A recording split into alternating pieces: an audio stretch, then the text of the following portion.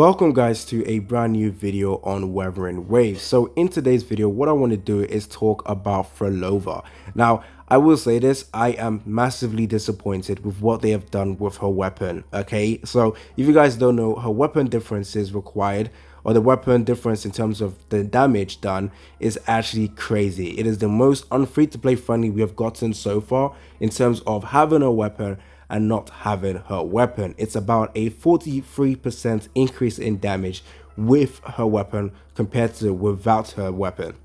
Now, I'm saying this because I think it is getting worse. Now, many people are going to say this, at least 5-star weapons are guaranteed. Who is going to be getting the 5-star weapons? Because we still have 50-50 for the characters, okay? Depending on how you get your summons go for the characters, it's going to determine whether or not you can even summon for the character's weapon. Not everyone can actually do that, okay? So yes, it might be guaranteed to get the weapon, but that is something that not many people can do, okay? Now, secondly, people are going to say that you can still clear the game without her 5-star weapon, which is true. But at the same time, you can clear the game with 4-star characters. Saying that you can clear with what's her name, with Phrolova without her weapon and clear the endgame content, it's not really a massive flex that you guys think it is. You can literally clear endgame content with 4-star characters. So let's not beat around the bush, okay? It's all about how much easier it's going to be. Now, since we see the percentage in terms of, okay, Phrolova with her weapon is about 43%. Without her weapon, the best one is the Cosmic Ripple. Even then, it's still bad, okay? It's about a 30% difference now, I think, around 30% difference, or 34, 35. So it is still not great. Now, I did see a damage showcase. Now, I'm not going to insult this creator or anything like this. That's not my point. I saw a creator who tried to compare the damage with Camellia versus Phrolova to see the damage differences. So in this testing, Camellia had her weapon, Phrolova had her weapon. The damage difference was only 8 seconds. So of course, it looks like, oh, not much damage difference between those two characters. So power creep isn't a thing. First off, he also did pointedly say, he did rightfully say that the difference is Camellia does not require any team. Okay, for Camellia is the most free-to-play friendly damage leader in the game. Her weapon can be the free 5-star weapon. The free 5-star weapon, you can use it, okay? And the damage difference between that weapon and her actual signature weapon is about like a 10% or 15%. It is not crazy. So I honestly wished he did this. Use free-to-play weapons on both those characters. And then we see the damage differences. Because I think then you would be shocked, in my opinion. So with Phrolova, with her weapon, it's an 8-second difference between Camellia and her weapon. Switch that around.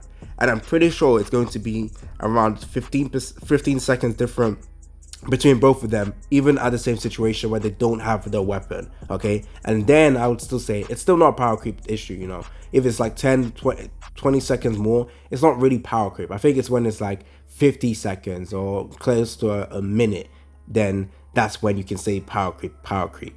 But I would still say, in my opinion, I am definitely not liking what is being done with the weapon. It has been getting worse, and I think the reason why they keep doing this is because they keep getting away with it. And I know even with this video, people are going to do dislike the video because I'm saying the fact that the weapon difference is a massive issue, but literally it is, okay? And all they really needed to do is release more 4-star weapons or free 5-star weapons if they wanted to do that. But I think 4-star weapons would be the goal. And if they wanted to make a character reliant on a weapon, at least just keep it at like 30%. 30%, okay?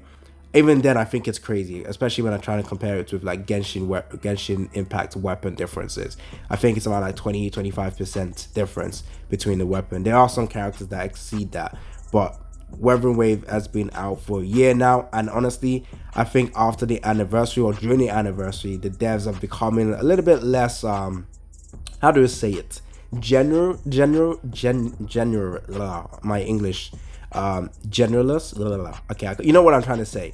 But also the fact that they have started, exceeding what, not exceeding, they started pushing the boundaries of what people would like, because they know they have basically developed a core audience for a year and have gotten a lot of core bots that will defend them no matter what they do. Because if Genshin did this, you guys would make a video, or you guys would start shitting on Genshin for like, yo, 43% difference between the weapon and the free to play weapon. That's crazy. In Genshin, we rarely get that situation because they do give us 4-star weapons that are actually usable and useful. So it is what it is. Now, also people might say String Master. Everyone has String Master. Just use that. Actually, no, String Master is the one where it's like 30% difference. Sorry, I was wrong. It is still 40%, 43% difference between her weapon and Cosmic Ripple. It is that. It's when you have Sting Master that the damage difference is only like 30%. But still, absolutely do not like it. Did it ruin the release of Phrolova for me? Probably, because I was really excited for Phrolova, and I'm going to say this right now, I am probably one of the few content creators that can, you know, say something bad about this, because most content creators for Wuthering Waves are sponsored. Most of the big ones that do have a voice are sponsored, and I'm pretty sure they're not going to want to rock the boat by releasing a video talking about how Phrolova's weapon damage difference is kind of insane and absurd and a little bit more like issuey. But people are going to still say you can clear endgame content without the weapon. But honestly, I don't have Phrolova right now. I was planning to summon for her, but right now, looking at how the weapon is, I don't think there's any point in me summoning for her if I can't get her weapon. Honestly, I want big damage. I already have Cantarella. Not Cantarella. I do have Cantarella, but I already have Katefia already, C2 with her weapon. She does Ooga Booga damage. Okay, I have certain characters with the weapon and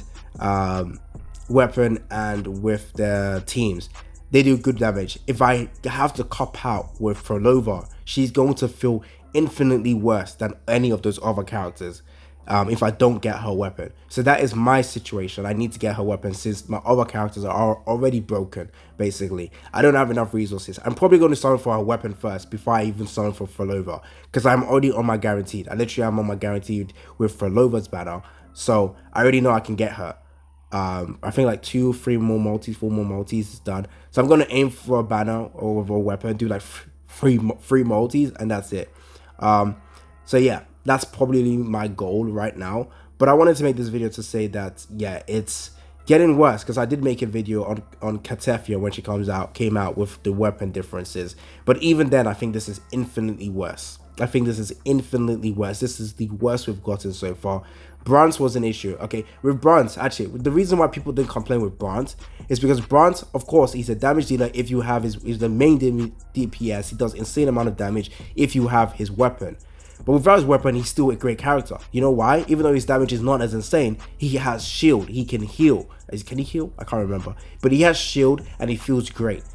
But when you have his weapon, he can do all of that plus insane amount of damage. Okay, and that's why I feel like a lot of people don't really care about Bronze needing his weapon to deal insane amount of damage, because even without his weapon, he provides so much more. Okay, compared to main DPSs that actually need a weapon, and the only thing they provide is damage. Okay, now people are going to say Phrolova can be slotted in with other teammates as well, multiple teammates as well, which is great.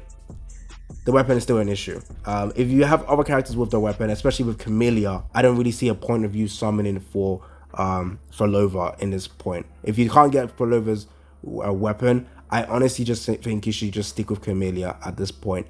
I hate Camellia's gameplay, I can't lie. The spinning stuff is pissing me off.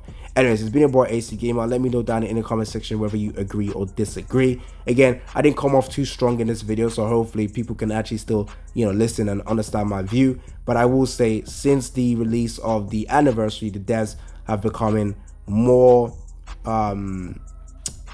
they're more, I don't want to say less generous, that's not the word.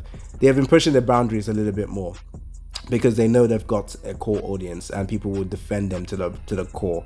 So they're pushing stuff that you usually would be pissed about, but because it's core games, it's fine. Anyways, it's been your boy AC Gamer, and I'm out.